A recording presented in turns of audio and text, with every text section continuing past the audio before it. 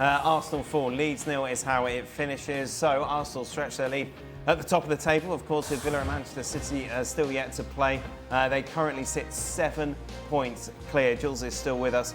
Overall, this is the sort of performance that will kind of quiet those who are saying, "Oh, Arsenal are going to blow it again," because this was really professional, wasn't it? This was the perfect away performance.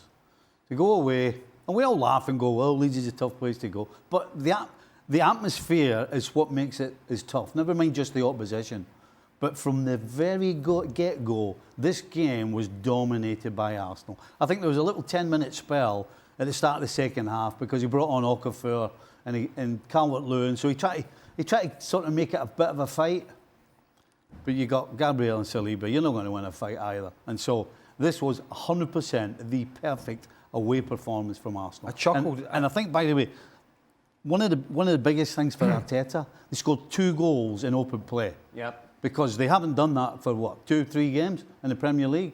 So, perfect. I chuckled at the fact that, not that Saka was injured, but that Saka pulled up in the warm-up and Madueke comes in, it's seamless. Which is different to what the conversation was last year, wasn't it? Remember when Saka got injured, Arsenal started dropping points, and okay, it was pointed out as an excuse, and now they've got so much depth. And okay, it was Leeds, and they're not the strongest team in the Premier League, but it can be a frantic game up there at Ellen Road. It can be very physical, which may be one of the reasons Havertz played in a midfield 3 and getting up to support Gyökeres, because he's more of a physical player. And I don't know, and Jules can answer it at some point, if there is an issue behind the scenes with Martin Odegaard, I don't know. But I did chuckle at the fact, watching Arsenal, and these substitutions that they were able to make, yep. With Odegaard coming on, with Calafiori coming on, with Jesus coming on, with all these players, the strength that Arsenal have, it seems to me pretty much with any 11 they put out at the moment, it is 11 that could beat most teams, not just in the Premier League, but arguably in Europe. Now, the big question is, I don't think there's a huge question. I think they will win the Premier League. The big question is, can they win the Premier League and possibly the Champions League? But they just seem strong to me, regardless of who's in the side. And I know Gyökeres has had his criticisms for not scoring goals and blah, blah, blah. But he's got to get some service, which he got today. And, you know, you got Eze can come in and play. You got Odegaard, who come off the bench. Obviously, Eze come on at some point. Mikel Moreno was injured, who's also a guy who's played 2 or 3 different roles. And I think today, even though it was Leeds, I think today Arsenal just flexed their muscles again and said, listen, whatever we need to do and however we need to do it, we've got the tools to get the job done. And it was like a late Christmas present for you, Jules. We know your love of Kai Havertz. Yeah, I think Mikel Arteta felt that he deserved another start after the 45 minutes he had in the Champions League on Wednesday against Almaty. It was maybe a good time to give a break to Martin Odegaard, who maybe lately hasn't just been the most creative. He has another role in this team right now in terms of control and triggering the press, but in terms of creativity, maybe something was lacking a little bit. I think Arteta also wanted the size of Havertz in a game like this against the back 5. And that worked, to be fair. I think he's starting 11, once Saka pulled out of the precaution, it seems like. But in the warm-up for Madueke, the starting lineup was the right one.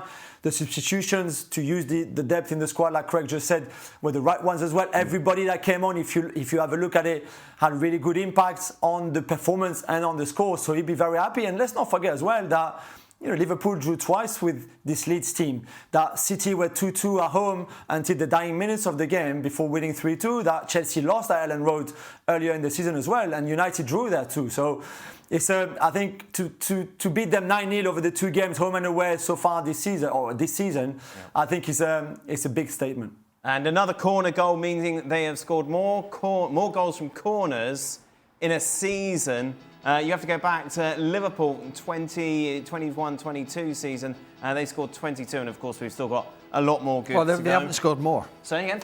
No, I was told they scored more. The same. I was told the wrong information. Yeah. Definitely told the wrong. I don't really want to talk about corners and set pieces. Is there anything new you want to say? Who wants to talk about it? The producer? Yeah, no. I just feel like let's ignore him. I feel like there are other things to talk about today. He's not right in the head. He's shouting in my ear, that's how they're going to win the league. They're going to, I mean, it's part of it. He's shouting, what's he shouting? It's part of it, but it's not. And again, I'll go back to it, and I'm sorry for repeating this. I didn't want him to say, I didn't want to go there. I'm sorry for repeating this, but teams... This is your fault. This is a dream for the position. Teams have to think outside the box against Arsenal with corner kicks.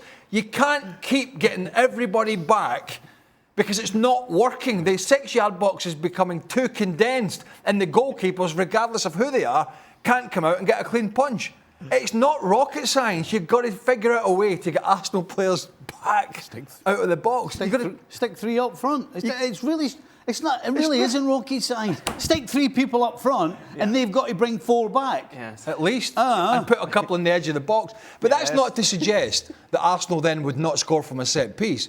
But it's going to make it a little bit easier for a goalkeeper to come out and get a clean punch and not have about 14 bodies all huddled around them. But nobody does it. No. They're all trying to defend Arsenal the same way, and they're all failing. There you go.